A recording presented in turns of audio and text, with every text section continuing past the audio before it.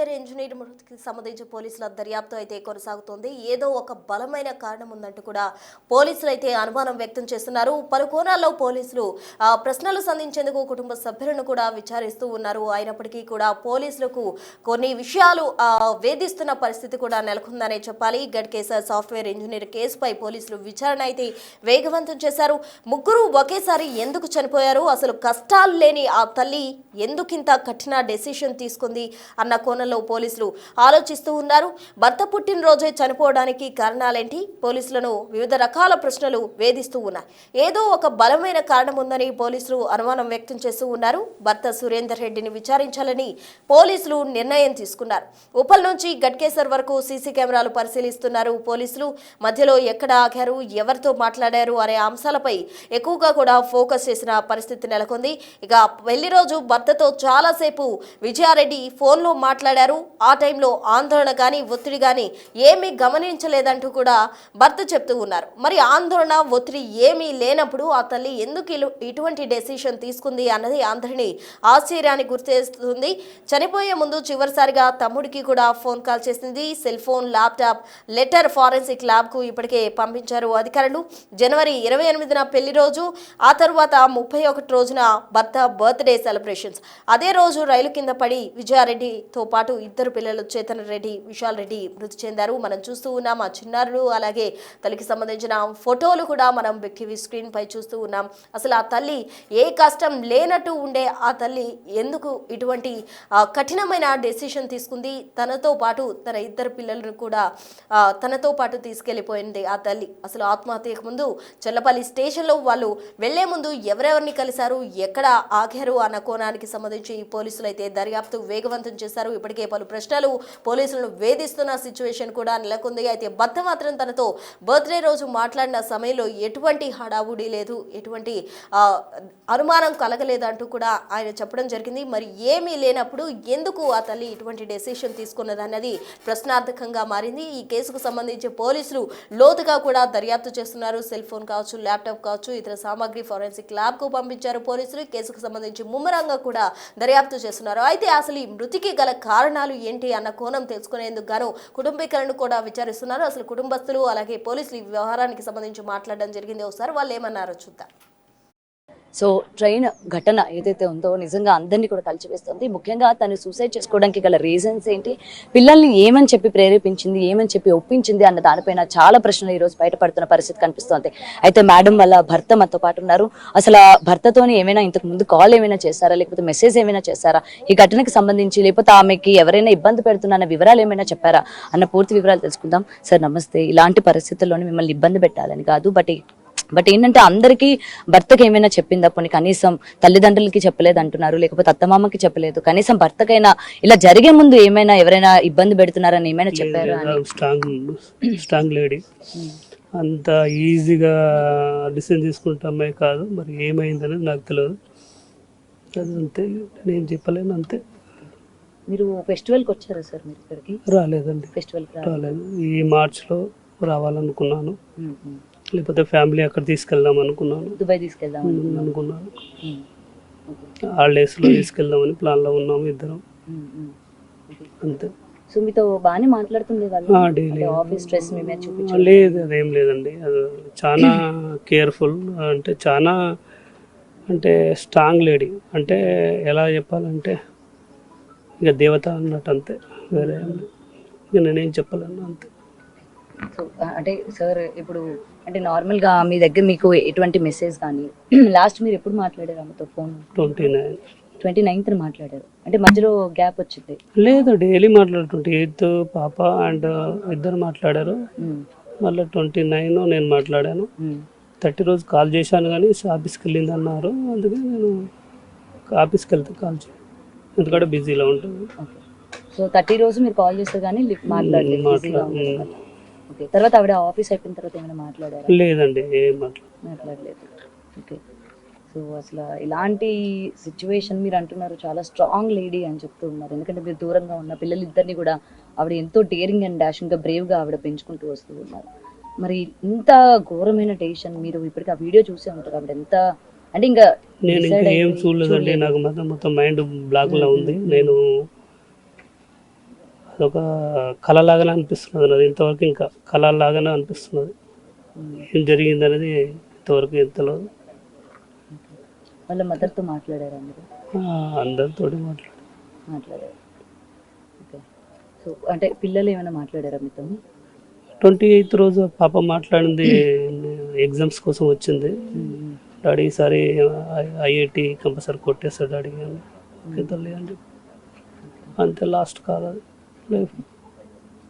So దాని తర్వాత మళ్ళీ మీరు మాట్లాడాల? హాస్టల్కి వెళ్ళిపోయింది అమ్మాయి ఇద్దరు.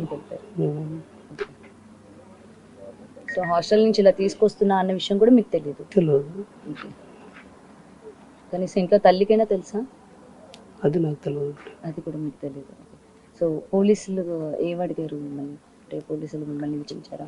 నేను ఎయిర్పోర్ట్కి వస్తున్నప్పుడు కాల్ చేశారు, అడిగారు కాల్ ఏమైనా చేశారా అని. లేదు చేయలేదు, అమ్మాయి చేయలేదు అని చెప్పాను అంతే. అంతే. ఓకే. సో ఇది ప్రెసెంట్ సార్ అయితే ఎప్పుడు అంటే మంచిగానే ఉండేవాళ్ళం అని చెప్తున్నారా?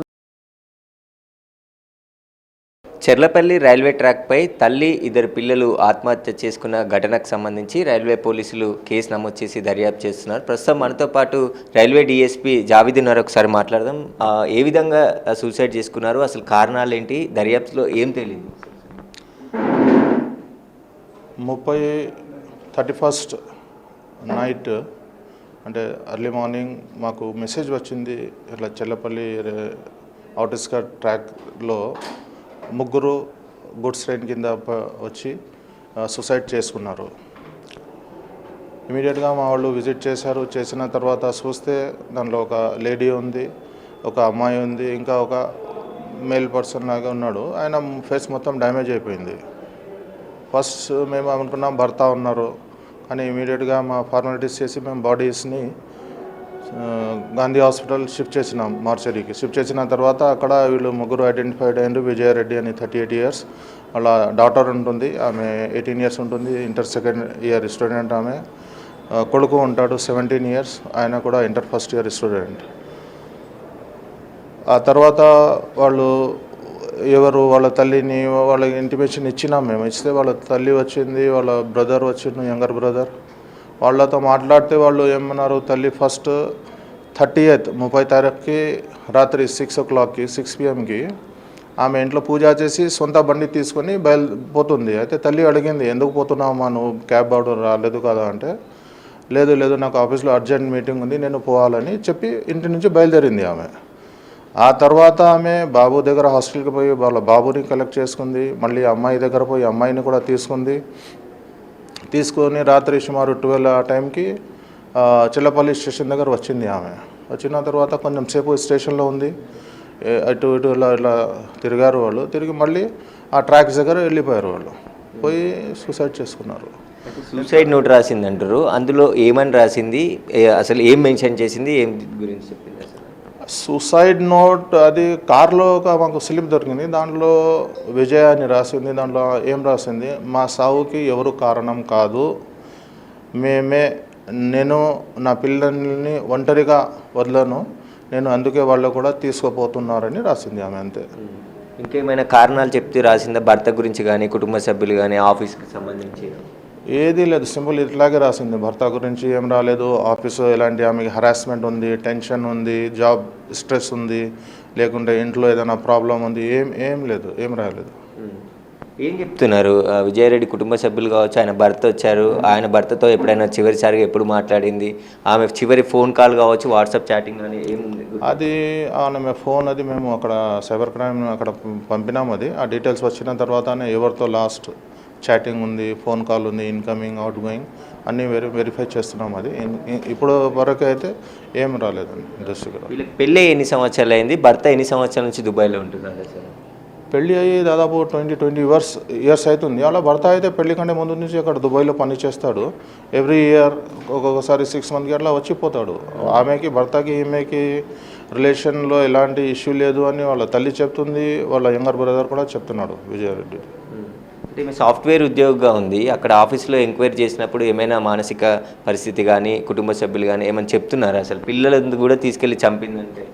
అది వాళ్ళు కూడా షాక్లో ఉన్నారు. అరే ఎలాంటి ఆమె టీం లీడర్, ఆమె ఒక 14 మెంబర్స్ ఆమె టీంలో ఉంటారు. వాళ్ళు కూడా విచారించినాం. వాళ్ళు కూడా ఇలాంటి ఆమె ఎప్పుడైనా స్ట్రెస్లో ఉందా, డిప్రెషన్లో ఉందా, లేకుంటే ఫ్యామిలీ ఇష్యూస్ అలా చెప్పినట్టే వాళ్ళు కూడా ఏం ఆ పొజిషన్లో లేరు చెప్పడానికి, ఆ పొజిషన్లో లేదు. వాళ్ళు కూడా అంటే వాళ్ళు కూడా చాలా బాధలో ఉన్నారు. ఎందుకు ఎంత ఎక్స్ట్రీమ్ స్టెప్ తీసుకుంది ఆమె. అంటే పిల్లలకి హాస్టల్ దగ్గర స్కూల్లో ఏం చెప్పి, అంటే హాస్టల్ వాళ్ళు చదువుతున్న కాలేజీలో ఏం చెప్పి తీసుకొచ్చిందని చెప్తున్నారు కాలేజీలో? అంటే బాబు ఉండేది హాస్టల్లో మాట్లాడితే అక్కడ ఎవరో రిలేషన్లో చనిపోయారు, మేము అక్కడ పోయి అటెండ్ చేయాలని అది చెప్పి తీసుకుపోయింది.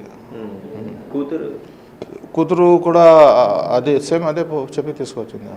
రైల్వే స్టేషన్లో చాలాసేపు ఉంది అంటున్నారు. అక్కడ రైల్వే పోలీసులు కానీ వేరే ప్రయాణికులు కానీ వీరి కదలికలు కావచ్చు, వీరు బాధపడుతున్నట్టు ఏమైనా గమనించారా, అక్కడ విచారించారా? రైల్వే స్టేషన్లో ఎవరు ప్యాసింజరే అనుకుంటారు కదా, జనరల్గా పబ్లిక్కి ఎవరు చూడరు, ఎవరు అబ్జర్వ్ చేయరు అది. ఎందుకంటే ఒంటరిగా ఉంది, భయంలో ఉంది, ఏదైనా డిప్రెషన్లో ఒంటరిగా తిరిగితే ఎవరైనా చేస్తారు, పిల్లలతో పాటు ఉంది అని ఎవరు అంత గమనించలేదు. అది వాళ్ళ భర్త దుబాయ్ నుండి వచ్చారు కదా, వాళ్ళ భర్తతో మాట్లాడారా, ఏం జరిగిందని చెప్తున్నాడు అతను? ఇప్పుడు ఇనిషియల్ స్టేజ్లో ఆయన కూడా అంటాడు, మాకు ఎలాంటి ఏం ఇష్యూ లేదు, ఎప్పుడు కూడా ఆమె నాకు ఎలాంటి ఇష్యూ ఏం చెప్పలేదు, అంత ఎక్కువ ఆమె ఫోర్స్ చేయలేదు. ఇప్పుడు వాళ్ళు చాలా డైలమాలో ఉన్నారు, అంటే స్ట్రెస్లో ఉన్నారు వాళ్ళు. మళ్ళీ విచారిస్తాం మళ్ళీ ఆయన డీటెయిల్గా. అంటే రైల్వే అంటే ఆత్మహత్యలు చేసుకోవాలంటే రైల్వే ట్రాక్ని ఎంచుకుంటున్నారు చాలా వరకు కూడా. ఇప్పుడు ఒక కుటుంబమే మొత్తం, అంటే తల్లి, 2 పిల్లలు చనిపోయారు. దీని పట్ల ఎట్లా ఉంటుండ్రు అసలు అప్రమత్తంగా ఒకవేళ రైల్వే శాఖ అంటే మేము పబ్లిక్కి అయితే మేము వార్నింగ్ బోర్డ్స్ పెడుతున్నాం, అక్కడ సైనేజెస్ పెడుతున్నాం. ఇంకా ఒకటి కమ్యూనిటీ ఎల్డర్స్ ఒక ఫ్యామిలీలో ఉంటారు, వాళ్ళు ఏదైనా ఇష్యూ ఉంటే వాళ్ళు కౌన్సిలింగ్ చేయాలి, మా డ్యూటీ అయితే పోలీస్ పరంగా రైల్వే డిపార్ట్మెంట్, ఆర్పిఎఫ్, జిఆర్పి మేమైతే మా డ్యూటీ చేస్తున్నాం. కానీ మనిషికి మనం చెక్ చేయాలంటే అది చాలా ఇబ్బంది అవుతుంది, అది కష్టం. అది ఈ సూసైడ్ నోట్కి సంబంధించి కుటుంబ సభ్యులు ఏం చెప్తున్నారు? అదే వాళ్ళు కూడా అదే రాస్తున్నారు కదా, కనీసం ఏదైనా ఉంటే ఆమెకి బాధ ఉంటే ఆమె చేసుకోవాల్సిన ఉండేది, చిన్న పిల్లలకి ఎందుకు తీసుకుపోయింది అని వాళ్ళు ఆ బాధలో ఉన్నారు. అయితే రైల్వే పోలీసులు కేసు నమోదు చేసి దర్యాప్తు చేస్తున్నారు. ఆత్మహత్య గల కారణాలు ఇప్పటివరకు కూడా తెలియలేదు. కుటుంబ సభ్యుల్లో కానీ ఎలాంటి గొడవలు లేవు, ఇటు ఆఫీస్లో కూడా గొడవలు లేవు, ఇల్లు, సొంత కారు, అన్ని ఆర్థిక ఇబ్బందులు కూడా లేనప్పటికీ కూడా ఎందుకు ఆత్మహత్య చేసుకుంది, పిల్లలతో సహా ఆత్మహత్య చేసుకోవడానికి కారణాలకు సంబంధించి ప్రస్తుతం అయితే దర్యాప్తు చేస్తున్నామని చెప్తున్నారు. విజయారెడ్డి ఫోన్ని సైబర్ క్రైమ్ పంపించడం జరిగింది. ఆమె ఎవరితో మాట్లాడింది, ఎవరితో చాట్ చేసింది, చివరిగా ఏం జరిగింది అనే దానికి సంబంధించి వివరాలు వస్తేనే అన్ని విషయాలు కూడా ఈ కేసులో బయటకు వచ్చే అవకాశం ఉంటుందని చెప్పేసి కూడా రైల్వే డిఎస్పీ జావీద్ చెప్తున్నారు. కెమెరామెన్ పవన్తో Suresh, big TV, Hyderabad. Right, Vijaya Reddy వాళ్ళ అమ్మగారు ఉన్నారు, ఆవిడతో మాట్లాడుతూ. అమ్మ, మీరు నిన్న మాట్లాడారు, బట్ ఏంటంటే అందరికీ చాలా సందేహాలు ఉన్నాయి, అసలు ఏం జరిగింది ఏంటి? అసలు మా ఇంట్లో గొడవలు ఉన్నాయమ్మా, మేము ఎప్పుడు కొట్లాడుకోము. ఆమె పెళ్ళి ఒక 5-6 నెలలు వాళ్ళ అత్తగారింటి కాడ ఉంది, అది కూడా కాకినాడలో ఉండే. తర్వాత ఇక్కడికి వచ్చినాక కానిపోయింది, ఒక 5-6 నెలల పిల్లని తీసుకొని పోయినాం మేము, వాళ్ళు పంపించేసారు, మేము తీసుకున్నాము. అప్పటి నుంచి అందరం ప్రశాంతంగానే ఉంటాం, అసలు మేము ఎప్పుడు గొడవ పెట్టుకోము. వాళ్ళ అప్పట్లో ఉండే కొద్దిగా కానీ ఇప్పుడు ఏం లేవు. ఇప్పుడు వాళ్ళని కూడా బాగా చూసుకుంటుంది. దసరా రోజు కూడా వచ్చి చికెన్ తెచ్చింది, మందు తెప్పించింది, వాళ్ళ మామకు ఫుల్ బాటిల్, వాళ్ళ కొడుకు ఫోన్ ఇచ్చి అన్ని తెచ్చింది, వంట చేసింది, పూరీలు చేసింది, తిన్నాము, అన్ని దోమిన. మళ్ళీ రాత్రి 10 గంటలకు వెళ్ళిపోయింది. మొన్న ఒక ఫంక్షన్ ఉంటే కూడా వాళ్ళని కార్లోనే తీసుకుపోయింది, చలికి అక్కడ ఉండొద్దని మళ్ళీ తీసుకొచ్చింది, బాగా చూసుకుంటుంది. మాకు ఎప్పటితోటి కూడా మీతో పాటే ఉంటారు కాబట్టి మీతో అయినా సరే కనీసం మేము బాగుంటాం, అసలు ఫ్రెండ్స్ లాగా ఉంటాము, తల్లి పిల్లల్లాగా ఉండము. ఆమె డిమాండ్ ఉండదు, మా పిల్లలు, కొడుకు కానీ కోడలు కానీ అందరం కలిసి ఉంటాం, మాకు ఎలాంటి గొడవలు లేవు. నా అల్లుడు కూడా నా కొడుకు లాంటి. ఇక అది మాత్రం ఫోన్లో మన ఫోన్ ఓపెన్ అయితే కానీ తెలుసు, ఆఫీస్లో ఎవరితోటి కూడా పెట్టుకోదు. ఆమె టీం లీడర్ కాబట్టి ఎవరన్నా ఏమన్నా అనొచ్చే, మా రాత్రి ఆ రోజు మీటింగ్లో ఉంది అని పోయింది కదా, ఆ ఫోన్కి నా ఓపెన్ అయితే ఏమన్నా తెలుస్తుంది, కానీ అంతకంటే మించి ఏం తెలియదు. కానీ అంటే ఎవరైనా ఏమైనా అంటే అంత ఇలాంటి డెసిషన్ తీసుకునే ఆడపిల్లనా, అంటే అమ్మాయినా? ఎందుకంటే తన భర్త అంటున్నారు ఆమె చాలా స్ట్రాంగ్ ఉంటది, కానీ అంతలోకి ఆవేశం ఎక్కువ వస్తుంది, ఒక్క నిమిషంలో వస్తుంది. ఇప్పుడు ఇది చేయాలంటే చేసేసుకుంటా, అంత ఆవేశం ఉంటది. అంతేగాని వాళ్ళ భర్త కూడా అర్జకారుడు కాదు, నా కొడుకులాగా చూసుకుంటా ఆయనను కూడా. నేను అందరినీ మంచిగా చూసుకుంటా. మాకు ఎలాంటి గొడవలు లేవు. ఆమె వెళ్లే ముందు పిల్లల్ని ఇట్లా నేను తీసుకెళ్తున్నాను చెప్పలేదు. పిల్లలు ఎన్ని నెలల నుంచి దూరంగా నారపల్లిలో ఒక ఇల్లు కడుతున్నాము. మా అబ్బాయి రియల్ ఎస్టేట్ చేస్తాడు. ఆయనకి ఏదైనా ఆమె పేరు మీద తీసుకుంటాడు. విజయ్ అంటే సంతోషంగా డబ్బులు వస్తాయని. నేను తీసుకుంటేప్పుడు అన్ని ఆమె పేరు పెట్టుకుంటే ఏంద్రా అంటే నా చెల్లెన ఎక్కువ నేను తక్కువనా, ఆమె పేరే ఉండని, మాకు ఇంకా వేరే ఉంటారు వాళ్ళు అడుగుతారు అది ఇది అని ఆమె పేరు పెట్టుకునేది. అతని భార్య ఏమనేది కదా మరి, ఎందుకంటే తోటికోడలు అన్నాక కొంచెం అటు ఇటు తోటికోడలు ఎవరు లేదు, మా కోడలు అనదు. అన్న ఆ పేరు కూడా వేయించుకుంది ఇక్కడ మా కోడలు. టాటూ బాగా కలిసి ఉంటాం. ఆ పేరు మీద ఇల్లు కడుతున్నాము. కట్టి అమ్ముకుంటాడు ఆయన. అది కూడా మేము ఎవరికి చెప్పలేము, మా అల్లునికి మాత్రమే తెలుసు. అంతేగాని ఏ గొడవలు లేవు, అన్నీ ఆమె పేరు మీదనే ఉన్నాయి. ఇప్పుడు మా మొత్తం మేము మా పేర్లో ఏ పెట్టుకోము మేము. అంటే కలిసి వస్తుందని చెప్పి మా పేరే ఉంటుంది, మా పేరు మంచిగా ఉండే కానీ పేర్ల మీద కూడా ఏం లేవు. లేదు పిల్లలకి ఏం పెట్టదు. మేము ఆమె పేరు పెట్టుకొని బిజినెస్ చేసుకుంటాం. మా అబ్బాయి జాబ్ లేదు. అంతేగాని ఏ గొడవలు లేవమ్మా. ఆస్తి గొడవలు కానీ అస్సలు లేవు. అంటే అన్నకి చెల్లికి అస్సలకే ఉండయి. ఆమె అడగక ముందు ఆయన ఇచ్చేస్తాడు ఏదైనా. నీ తర్వాతే నాకంటాడు ఆయన. ఆయన అట్లాంటోడు కాదు. మా కోడలు కూడా నా కూతురులాగానే, అల్లుడు కూడా బిడ్డలాగానే. కానీ అట్లా మేము తేడాలు ఈ రోజు వరకు లేవు. మేము ఉప్పల్లో చిన్న ఇల్లు ఉంటుంది, అయినా కూడా 10 సంవత్సరాలు మా దగ్గరే ఉంది. బీటెక్ మొత్తం మా దగ్గర ఉండే చదువుకుంది. తర్వాత జాబ్ కూడా మా దగ్గర నుంచి చేసుకుంటున్నాం. అంతేగాని గొడవలు లేవు మాకు. ఏం చెప్పాలమ్మా మేము, ఏ గొడవలు లేవు. ఈయన మా అక్క కొడుకు, ఈయన అంటే చాలా ఇష్టం ఆమెకు. మీతో ఏమైనా మాట్లాడారా? 5-6 months అవుతుంది నాకు టచింగ్ లేదు, ఫోన్ టచింగ్ లేదు. వీళ్ళ ఇంట్లో మా ఊర్లో పండుగ చేసాం, ఉప్పలం పండుగ చేస్తే మా చెల్లి వాళ్ళ ఇంటికి వెళ్ళి పండుగ ఉంది రారా అంటే వచ్చింది. 2 days ఉన్నది, పోయింది. మళ్ళీ ఇప్పటి వరకు మళ్ళీ ఫోన్ టచింగ్ కానీ ఏం లేవు, అసలు ఏముండవు. ఈ మధ్య బాగా చూసుకుంటుంది వాళ్ళని కూడా బాగా చూసుకుంటుంది. దసరా రోజు కూడా వచ్చింది, మందు తెప్పించింది. వాళ్ళ మామకు చికెన్ తెప్పించింది, వంట చేసింది. అన్నీ తిని తాగి 10 గంటలకు వెళ్ళిపోయినాం. ఏ గొడవలు లేవు ఇప్పటికి. మీరు వీళ్ళ ఇంటికి వస్తూ ఉండేనా? ఎవరింటికి? మీ అల్లుడి ఇంటికి పోతూ ఉండే. మొన్న దసరా అప్పుడు అందరం వచ్చినాం. మా అమ్మాయి, నేను, మనమరాలు స్వర్ణగిరి పోయి అట్లే వచ్చి అన్నీ తెప్పించింది. పండ్లు తీసుకున్నాం దీన్నే, అన్ని రకాల పండ్లు తీసుకొని పోయినా. ముసలాయన తింటాడు అనేది అన్నీ తీసుకొని పోయి ఫోన్ ఇచ్చింది. వాళ్ళ అబ్బాయికి ఫోన్ ఇచ్చి మందు తెచ్చుకుంటే మా మనోడు మందు ఇవాళ ఏంటంటే ప్రతి ఒక్కరు సరే అందరికి చెప్పకపోయినా తల్లితోనే కలిసి ఉంటుంది కాబట్టి తల్లికైనా ఏమైనా చెప్పిందేమో షేర్ చెప్తే నేను చెప్పేస్తాను. అట్లా నాకు ఏది చెప్పలే. ఆఫీస్ 2 రోజులు ఆఫీస్ పోతుంది, మొత్తం ఇంట్లో నుంచే చేస్తుంది. ఆన్లైన్లో కూడా వీడియో కాల్ అందరు మాట్లాడుతుంటే నేను అన్నే ఉండేది బెడ్ కాడ.